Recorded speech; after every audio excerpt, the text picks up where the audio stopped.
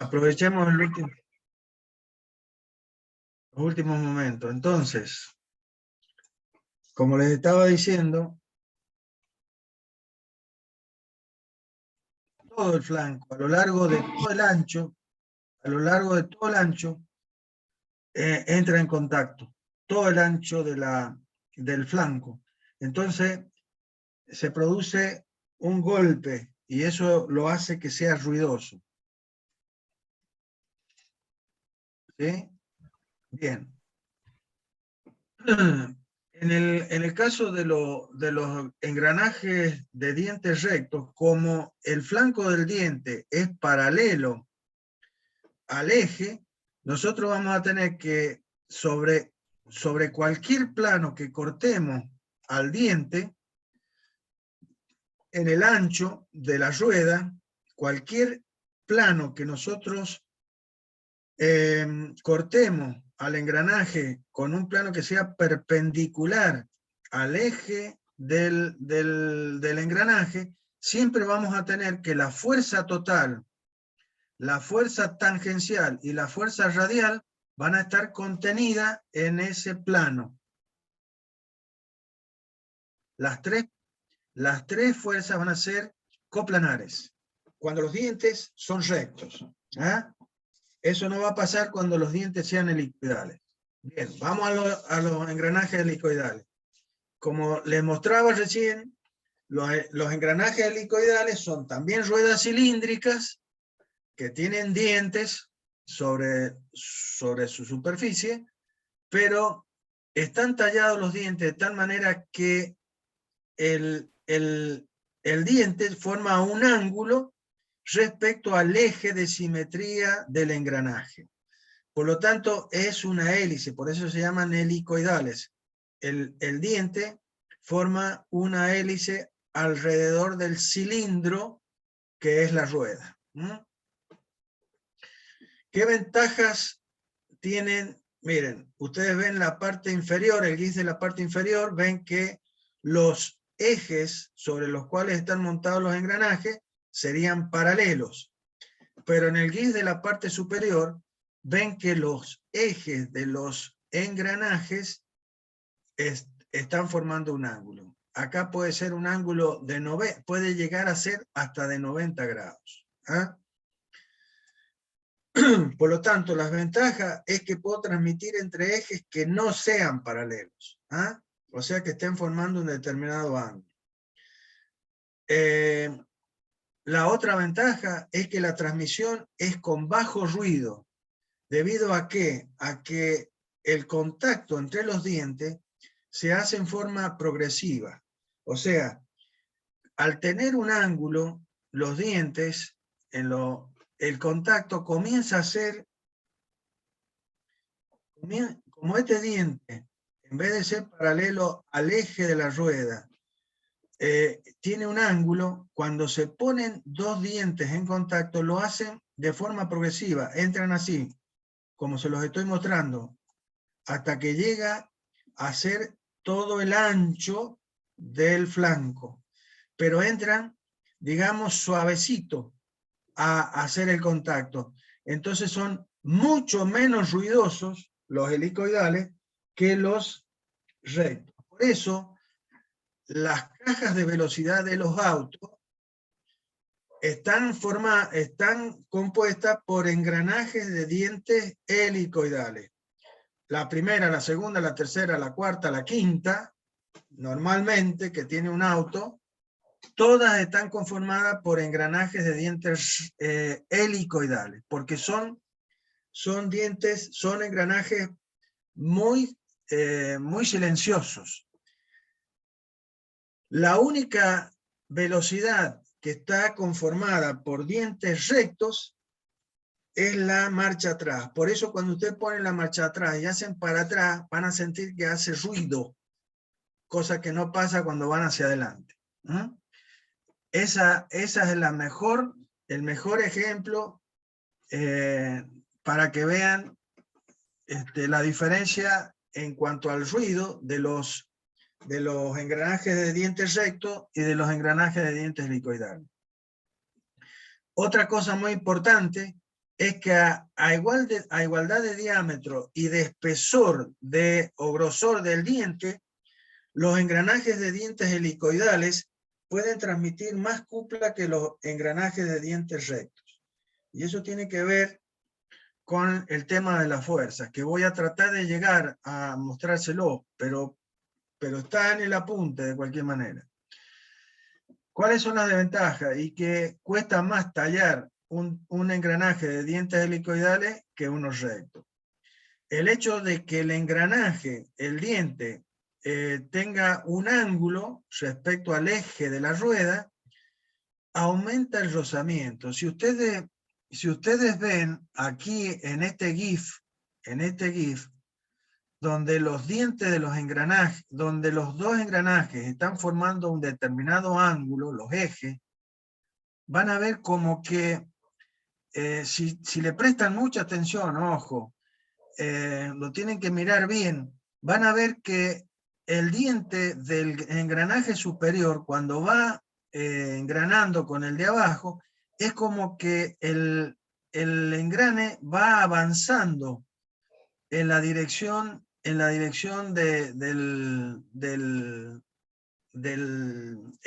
diente. O sea, en el Hugo, ahí caso de... en el WhatsApp acabo de subir una foto en el grupo de mecánica racional de mecanismo que la podés ver. Fíjate, si querés abrir el WhatsApp ahí en tu computadora, en la computadora, y que justo los alumnos lo van a poder ver. Sí, pero, Y hay una Manu, imagen en la que se ve la progresión del contacto. O si no, después que lo vean los alumnos. ¿No? bueno, ¿cómo lo hago rápidamente Dale eso? escape a la ¿Ah? computadora. Escape, aprieta. Bien. Sí, Y ahora andate al explorador de internet, al Chrome sí. y al WhatsApp. WhatsApp, Arriba. Y en el grupo acá. mecánica. No. Al grupo de mecánica. Baja un poquito. O subí, no sé ahí dónde estará. Subí. Al grupo arriba. No, dale para arriba, al revés. Dale, todo. Ahí está, Mecánica Racional 2022. Ahí, en esa imagen, esta última imagen, baja. Dale más. Abajo. Esa última imagen. Ah, Y en el mismo flanco, es el mismo flanco del diente que se ve cómo el contacto va siendo puntual, se hace una línea y después termina. bien, ahí lo ven, perfecto. Fíjense, esto es progresivo hacia allá. Entonces, acá se ve cómo entra en contacto el flanco de un diente de un engranaje con el flanco del otro diente, pero aquí se está mostrando cómo sería el ingreso de un diente con el otro. Acá, otro cuando ya estamos avanzando, aquí va mayor, este sería el máximo, y después comienza a disminuir, ¿sí? Así como aquí va aumentando, aumenta hasta acá, y después comienza a disminuir el contacto. Bien, gracias, hermano. ¿De qué? No, ¿de qué? ¿Mano? Vas a tener que, Sí. vas a tener que abrir de vuelta el archivo. Acá. Bien.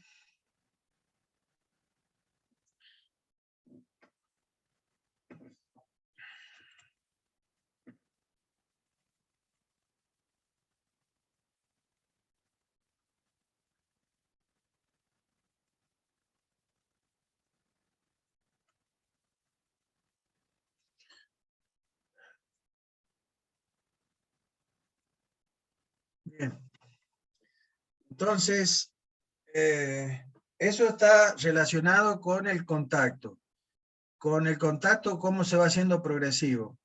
Donde lo que yo estaba diciendo era el hecho de que hay rozamiento. El rozamiento, en el caso de un engranaje de dientes rectos, se hace solamente en la dirección del flanco, vamos a decir así. A ver. En esta dirección, digamos, en una dirección radial, cuando los dientes son rectos, el desplazamiento de un eje, de un diente sobre el otro es, digamos, en el sentido radial nada más.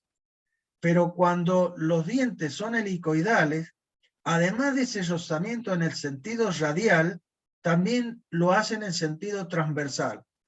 Eso genera que los engranajes de dientes rectos, los engranajes de dientes helicoidales, tengan mayor rozamiento.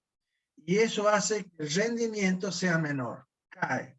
No es que sea mucho, pero cae a un 96%, o entre un 96 y un 98%. Es decir, que las pérdidas están entre un 4 y un 2%. ¿Ah? Hay más pérdidas por fricción. Siempre y cuando los engranajes se estén montados sobre ejes que sean paralelos entre sí. En la medida que nosotros les vamos dando ángulo a los ejes, ese rozamiento en el sentido axial va creciendo. Es decir, no es nomás querer transmitir entre ejes que no sean paralelos. Eso tiene un costo. ¿Y cuál es ese costo? Y que aumenta el rozamiento, porque ese desplazamiento en el sentido axial es mayor y genera mayores pérdidas. Por eso puede llegar a ser, la pérdida puede ser hasta el 50%, o sea, el rendimiento cae en un 50%. Y eso es debido a que estamos de alguna manera forzando a la transmisión. Y la otra es que nos va a aparecer una tercera fuerza. En el caso de los dientes rectos, nos aparece la fuerza tangencial y la fuerza radial como componentes de la fuerza total. Pero cuando los dientes son helicoidales, además de la fuerza tangencial y de la fuerza radial, nos aparece una fuerza axial, una fuerza que está en la dirección del eje. Por eso se llama axial. Es decir, sobre el diente aparece una fuerza que empuja al diente en la dirección del eje y trata de separar un engranaje del otro, porque una actúa en una dirección y la reacción actúa en el sentido contrario. Entonces tiende a separar a los engranajes uno respecto del otro en la dirección del eje. ¿Y quiénes tienen que soportar esta fuerza axial? Esta fuerza axial que aparece en los ejes y los cojinetes o rodamientos. Es decir, si yo vuelvo acá yo tengo un par de engranajes de dientes helicoidales. Aquí va a aparecer una fuerza que va a actuar, además de aparecer una fuerza en la dirección tangencial a la rueda y otra en la dirección radial a la rueda, va a aparecer una fuerza que va a estar en la dirección, en la dirección del eje, que va a actuar sobre este diente, tratando de que este engranaje venga para acá. ¿Sí? Pero como no se puede mover porque está agarrado al eje, ¿a dónde va esa fuerza? Y a este cojinete. Por supuesto que el otro también absorbe esa fuerza. Y sobre este otro, como el diente está con el ángulo contrario, para que puedan engranar, la fuerza, la reacción, está en aquella dirección. Entonces, este engranaje tiende a venirse para acá y aquel engranaje tiende a irse para allá. ¿Quiénes soportan esa fuerza? Los cojinetes, o rodamientos, sobre los que se apoyan los ejes. Bueno, ahí tengo mucho para decirles, chicos, pero si me paro ahí, ya prácticamente no puedo decir más nada. Aquí está el tema de la fuerza. Fíjense que al ser el diente con una determinada inclinación respecto al eje de la rueda, si estos fueran dientes rectos, este flanco del diente sería paralelo al eje de la rueda, al eje del cilindro. Entonces, esta fuerza total sería, ¿cómo tiene que ser la fuerza total siempre? Y tiene que ser perpendicular al flanco del diente, ¿no? es la fuerza que tiene la dirección perpendicular a los flancos. Entonces, la fuerza total, la fuerza radial y la fuerza tangencial, todas están contenidas en un solo plano, Pero aquí, en el caso del helicoidal, ¿qué pasó con el flanco del diente? Y que tiene un ángulo con respecto al eje de la rueda. Por lo tanto, la fuerza total, ¿ah?, la que yo transmito de un diente a otro, tiene que seguir siendo perpendicular al flanco. Por lo tanto, se va a salir del plano, ese plano perpendicular al eje de la rueda, y va a quedar en el espacio, ¿sí? Como la diagonal de un cubo. Ahí tenemos un cubo, ¿sí? Y esta fuerza total es perpendicular al flanco del diente. Por lo tanto, esta fuerza, que está en esta diagonal del cubo, yo la voy a tener que proyectar sobre esta cara del cubo, que es esta cara es el plano que es perpendicular al eje de la rueda dentada. Entonces sería esta proyección, esta línea que es esta diagonal de esta cara que está acá. Esa se descompone en la fuerza tangencial y en la fuerza radial, como si fuera un engranaje de diente recto, ¿ah? Pero resulta que esta fuerza también va a tener una componente sobre ¿quién? Sobre la dirección del eje de la rueda, que es esta fuerza que está acá, que es la que estoy diciendo que actúa sobre el flanco del diente en la dirección del eje. Y que lo que hace es quiere desplazar al engranaje en una determinada dirección. ¿Estamos de acuerdo? Eso es una desventaja en los engranajes de dientes helicoidales, porque esta fuerza axial puede ser pequeña, o sea, va a estar en función de la potencia que debo transmitir. Entonces, siempre vamos a buscar que sea pequeña, como la fuerza radial, como esta fuerza radial. Vamos a tratar de que sea lo más pequeña posible, pero va a existir. Y en la medida que la cupla a transmitir, que la potencia a transmitir sea más grande, estas fuerzas van a adquirir valores más grandes. Por lo tanto, los cojinetes o rodamientos que tengo que colocar acá para que soporten esta fuerza axial deben ser cojinetes o rodamientos que soporten esa fuerza radial.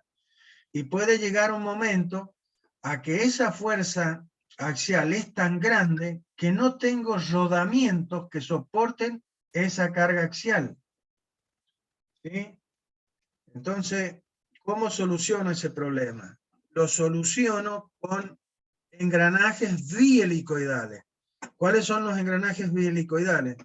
Son engranajes que tienen dientes helicoidales, pero que los ángulos son dos. Yo puedo tallar sobre una rueda entera, pero la mitad de una rueda la tallo con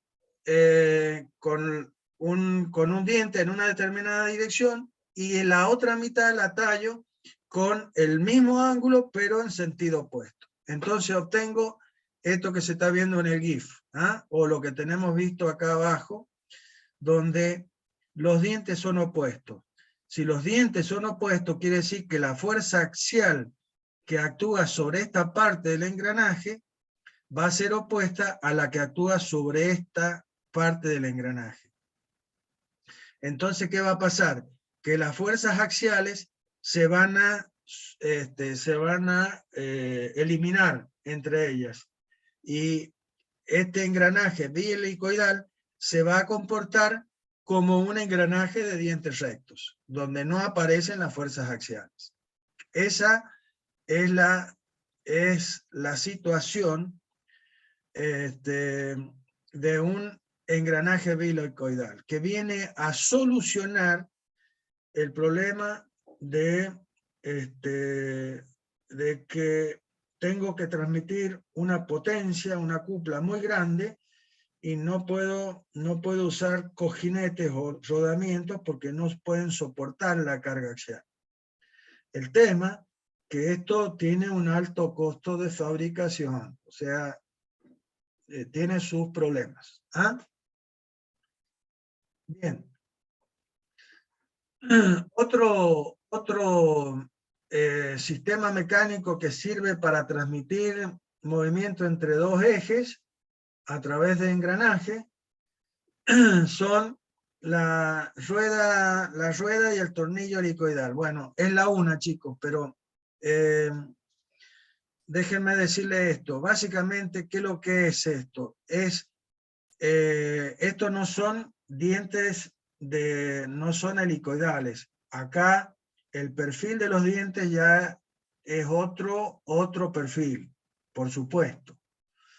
Esto es como tener un diente helicoidal, un diente de un engranaje helicoidal, ¿sí? Ese diente, ¿qué hago? Y le aumento tanto el ángulo que lo puedo envolver alrededor del cilindro. Entonces, ¿qué es lo que genero? Genero un filete. O sea, genero un filete alrededor del cilindro. Genero esto que está acá. Entonces, el engranaje se ha transformado en un tornillo sin fin, que está relacionado con una rueda helicoidal. ¿Sí? ¿Qué gano con esto? Y que uno de los engranajes, como he agarrado un solo diente y lo he envuelto alrededor de este cilindro, yo realmente tengo un solo diente. Entonces la relación va de transmisión, o sea, omega 2 sobre omega 4, que se llama RT, relación de transmisión, está puesto acá, va a ser el número de dientes del piñón, que es uno, es un solo, dividido en el número de dientes que tiene la rueda. Entonces, se imaginan que la reducción es muy grande. Es 1 en 10, en 20, en 40, en 100. O sea, se logran con este sistema reducir muy en gran medida las vueltas de una entrada en función de la salida. ¿Sí? El problema que la transmisión se hace por empuje.